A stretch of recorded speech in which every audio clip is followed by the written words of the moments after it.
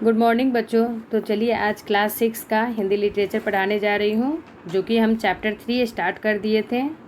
तो चैप्टर 3 था अपना अपना महत्व, तो आधा पढ़ा दिए थे। चलिए और आधा स्टोरी हम आप लोग को सुनाते हैं। महोदया, विद्या ही वह महाज्योति है जो व्यक्ति को सदाचार की राह दिखाती है, मनुष्य को मननशील बनाती है।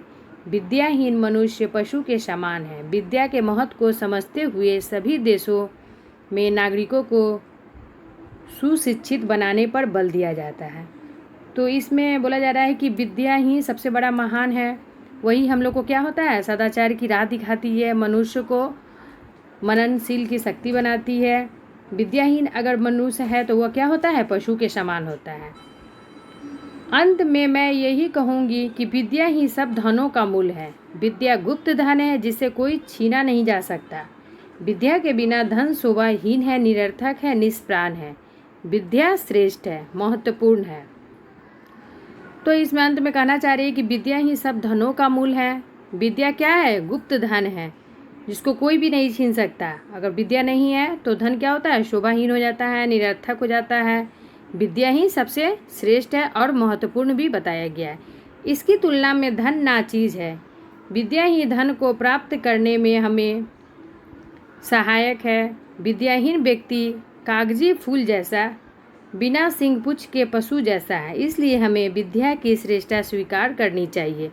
मैं तो फिर से यही कहूँगी कि विद्या का महत्व धन के बजाय अधिक है। अधिक नहीं बल्कि बहुत अधिक है।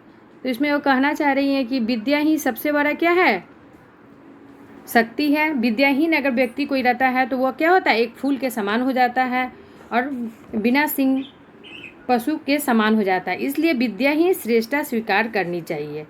तो लास्ट में वही कहा गया है कि विद्या ही सबसे बड़ा शक्ति है, धन के बजाय अधिक नहीं बल्कि बहुत अधिक है। जय हिंद, जय विद्या। तो वो अपना भाषण अपना यहाँ पे अंत कर रही है और उसके बाद फिर बोलती है, श्रीमती शालिनी गुप्ता, अभी आपने विद्या के महत्व के बारे में कुमारी आभा शर्मा का सारगर्भित भाषण सुना है। यानी वो बता रही है कि अभी अब जो हम बता रहे थे वो क्या, कुमारी आभा शर्मा का ये बहुत बड़ा भाषण था, कुछ प्रमुख बातें थी। अब विषय के विपक्ष में कुमारी नसीफा अपना भाषण प्रस्तुत करेंगी। तो चलिए कुमारी नसीबा विपक्ष इसमें क्या कहना चाह रही है तो सुनते हैं। नसीबा माइक पर आती है और बोलती है, आदरणीय सभापति जी, पूजनीय अध्यापक अध्यापिका वृंद, प्रिय बहनों और भाइयों, आज हम सबको यहाँ पे सोचना है कि बड़ी विद्या की धन उससे बड़ा। खूब देखा, खूब सोचा, यह मिला, धन बड़ा है, धन बड़ा है, धन बड़ा। तो उसमें यह कहना चाह रही है कि हम लोग ने बहुत सोच विचार के ये बोला है कि बड़ी विद्या है कि उससे भी बड़ा क्या है, धन है। तो बहुत तरफ चारों तरफ देख के सुना है कि धन ही सबसे बड़ा है। जोरदार तालियां बजती हैं। अभी मेरी विपक्षी वक्ता विद्या को धन से श्रेष्ठ बताने में जमीन आसमान के कुलाबे मिला रही थी। विद्या होती होगी किसी दूसरी दुनिया में धन में श्रेष्ठ, लेकिन आज तो अर्थ प्रधान युग है और अर्थ का सीधा सीधा अर्थ क्या होता है, धन। अभी विश्व के महान विद्वानों में कौटिल्य का नाम लिया गया है, लेकिन कौटिल्य ने तो अपने ग्रंथ में अर्थशास्त्र में धन को ही बड़ा बताया है। तो उसमें कहना चाह रही है कि क्या विद्या होती होगी लेकिन वह दुनिया में सबसे बड़ा भी क्या है, धन का ही महत्वपूर्ण है।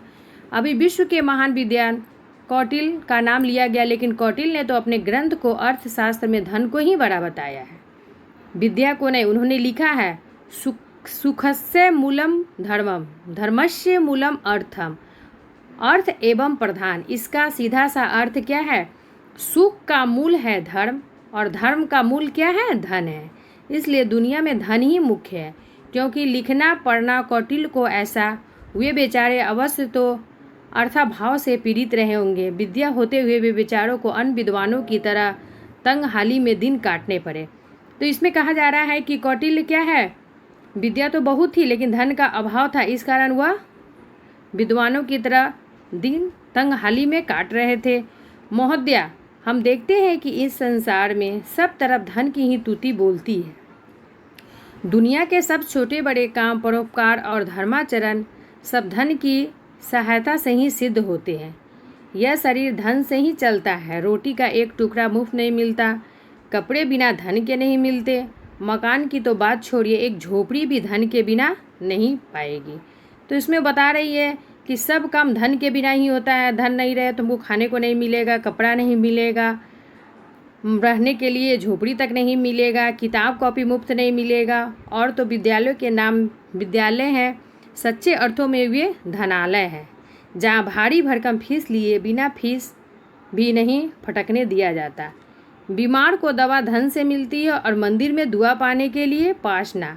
यानी इसमें बोला जा रहा है कि हर चीज़ के लिए वहाँ पे धन की ही आवश्यकता होती है। और मंदिर में हम लोग क्या जाते हैं, पत्थरों पर धन को चढ़ाना पड़ता है। बड़े बड़े संत महात्मा भी धन के प्रभाव में अछूते नहीं हैं। तालियां बजती हैं। धन वह जादू की छड़ी है जिसके बल पर सब कुछ आसानी से जुटा लिया जाता है। एक मामूली पढ़ा लिखा सेठ धन के बल पर विभिन्न विद्याओं को पारंगत मेधावी लोगों को खरीद डालता है और पहाड़ जैसा ऊंचा कारोबार खड़ा कर देता है। तो इसमें कहा जा रहा है कि धन ही वह जादू की छड़ी है। अगर किसी के पास एक पढ़ा लिखा कुछ ज़्यादा नहीं है, अगर उसके पास धन है तो बहुत सारा चीज़ खरीद लेता है और पहाड़ जैसा कारोबार भी खड़ा कर देता है। इस तरह विद्या धन की गुलामी करती है। क्या कोई विद्वान अपनी विद्या के बल पर किसी बड़े पूंजीपति को खरीदने में सक्षम हो पाएगा? हरगिज नहीं। फिर आप ही बताइए, विद्या बड़ी है या धन? फिर से यहाँ बोला जा रहा है कि क्या है, विद्या बड़ी है या फिर धन? महोदय, आज मेरी विरोधी बहन आभा विद्या की प्रशंसा में संस्कृत के श्लोकों को उदाहरण दे रही है। मैं उन्हें कहूँगी कि वे नीति शशक का यशस यास्तिक वितम स नरक कुलीन वाला श्लोक भी पढ़ ले। इस श्लोक में साफ बताया गया है, जिसके पास धन है वही व्यक्ति क्या है, कुलीन है, वही पंडित है, वही शास्त्रों का ज्ञाता है, वही गुणी है, वही वक्ता है, वही सबके दर्शन करने योग्य है। इस तरह सारे के सारे गुण सोने में यदि धन में ही रहते हैं, इस तरह धन ही सबसे महत्वपूर्ण है। तो यहाँ बताया जा रहा है कि कितना भी पंडित हो जाए, वह शास्त्रों का ज्ञात हो जाए, वही गुणी है, वही वक्ता है। तो इस तरह यहाँ बोला जा रहा है कि सोने में यदि धन ही रहते तो इस तरह धन ही सबसे महत्वपूर्ण है। महोदय, माना कि विद्या ही अच्छी चीज़ है, लेकिन विद्या जीवन में धन के बिना काम नहीं चलता। आप ही बताइए, क्या दर्शन शास्त्र या व्याकरण विद्या से भूखे व्यक्ति का पेट भर जाएगा? क्या कविता का रस पीकर प्यासे की प्यास बुझ जाएगी? कदापि नहीं, कदापि नहीं। हम हवाई दुनिया में नहीं रहते। हमें हर क्षण जीवन की कठोर वास्तविकताओं का सामना करना पड़ता है। इसलिए इस धरती पर रहकर धन के महत्व को नकारना घोर आत्मघाती कदम होगा, घोर पलायनवाद होगा, सच्चाई से आंख मूंदना होगा। तो इसमें वह कह रही हैं कि धन के बिना कोई काम नहीं होता है। एक भूखे व्यक्ति को भी पेट भर खाना नहीं खिलाया जा सकता, धन नहीं है तो। कविता का रस पीकर तो नहीं रह सकता है आदमी, किसी का प्यास नहीं बुझ सकता। हम हवाई दुनिया में नहीं रहते, तो इसलिए इस धरती पर रहकर धन के महत्व को नकारना बहुत बड़ा पाप है। सच्चाई से आंख मूंदना होगा। अभी मेरी बहन विद्वानों के आदर की चर्चा कर रही थी। अच्छा होता वे साथ ही विद्वानों की घोर उपेक्षा और अवहेलना का भी जिक्र कर पाती। जीवन भर विद्या ही साधना में जुटे रहे लोगों ने अपने जीवन में कितना संघर्ष किया है, धन की कमी के कारण कितने कष्ट भोगे हैं, उपेक्षा और तिरस्कार का कितना दंड सहा है। यदि किसी से छिपा नहीं है तो संस्कृत और हिंदी के अनेक कवि और विद्वान राज दरबारों के सहारे जीवन यापन करते थे। प्रेमचंद्र सा महान साहित्यकार घोर तंगहाली में जीवन असमय संसार में विदा हो गया।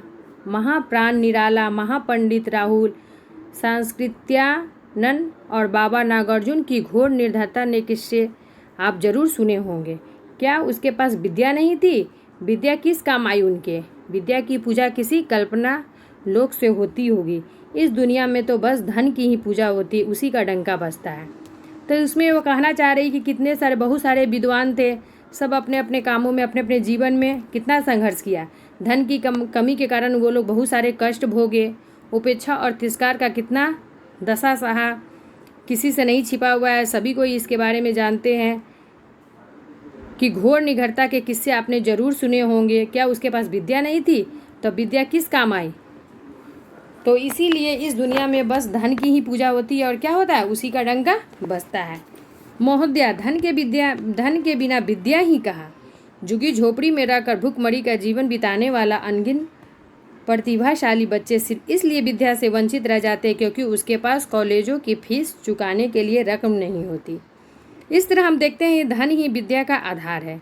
विद्या धन का आधार नहीं है, धन विद्या से लाख गुना महत्वपूर्ण है। यदि आप कहें कि 2 और 2 5 होते हैं तो मैं सच मान लूँगी। यदि आप कहें बकरी के 3 टांग होते हैं, यदि आप कहें आसमान में फूल खिलता है, यदि आप कहें कि वध्यंग के पुत्र होते हैं तो मैं सच मानने को तैयार हूँ। लेकिन अगर आप विद्या को धन से श्रेष्ठ बताना चाहेंगे तो मैं हरगिज मानने को तैयार नहीं। तो यहाँ वह धन के बिना विद्या ही कहाँ इस बारे में बता रही है कि झोपड़ी में भूखमरी का जीवन बिताने वाला अनगिन प्रतिभाशाली बच्चे क्या हो जाते हैं, विद्या से वंचित रह जाते हैं क्योंकि उनके पास कॉलेज का फीस भरने के लिए नहीं होती है, पढ़ाई के लिए पैसा नहीं होता है। तो इसलिए वह विद्या धन का आधार नहीं है उनके पास। तो धन विद्या से लाख गुना ही महत्वपूर्ण है। यदि आप कहें कि 2 5 होते हैं तो मैं सच मान लूँगी। यदि आप कहें क्या कहें बकरी के 3 टांग होते हैं, तो इसलिए यह मैं सच मानने को तैयार हूँ। लेकिन अगर आप कहें कि विद्या ही सबसे धन से श्रेष्ठ है तो वह मानने को तैयार नहीं है। साथियों, यदि आप कल्पना लोक में जीना चाहते हैं, यदि आप जीवन की कठोर वास्तविकता से पलायन करना चाहते हैं, यदि आपको अभाव और कष्टों भरी जिंदगी जीना स्वीकार है तो आप विद्या के चक्कर में आकर धन के महत्व को नकार दें। अन्यथा आइए और मेरे साथ स्वर में स्वर मिलाकर कहिए कि धन विद्या से लाख गुना श्रेष्ठ है। तो इसमें वो कहना चाह रही है कि अपनी कठोर वास्तविकता से अवगत कराना चाह रही है कि यदि आपको अभाव और कष्टों भरी जिंदगी जीना स्वीकार है तो आप विद्या के चक्कर में आकर धन के महत्व को क्या करना है, नकारना है। अन्यथा मेरे साथ आइए, कुछ हम धन के बारे में कुछ बता रहे हैं आप लोग को। मित्रों, आप जानते हैं कि टका क्या होता है? अरे भैया, टका मानो चांदी का सिक्का है। कहाँ है? टका धर्म, टका कर्म, सर्वत्रैव टका टका, यशस्य पार्श्वे टका नास्तिक, मूर्खवता टकट कायते। तो इसमें क्या बताया जा रहा है? टका ही क्या है? धर्म है और टका ही कर्म है। सब तरफ टका ही टका है। जिसके पास टका नहीं होता वह पागल की तरह क्या करता है? ताकता रहता है। तो इसी के साथ वो अपना भाषण समाप्त करती है और लास्ट में बोलती है जय हिंद जय टका। तालियों की गड़गड़ाहट होती है। तो लेखक है इसमें राजेंद्र कुमार शास्त्री। तो ये अपना अपना महत्व आप लोग को तो बहुत अच्छा लगा होगा। तो चलिए आप लोग को होमवर्क दे देते हैं। शब्दार्थ आप लोग को करना है, PDF के द्वारा शब्दार्थ हम भेजेंगे और ऑब्जेक्टिव क्वेश्चन कॉपी में करना है। घ और अंग ये दोनों कॉपी में आप लोग का होमवर्क है। तो चलिए, धन्यवाद।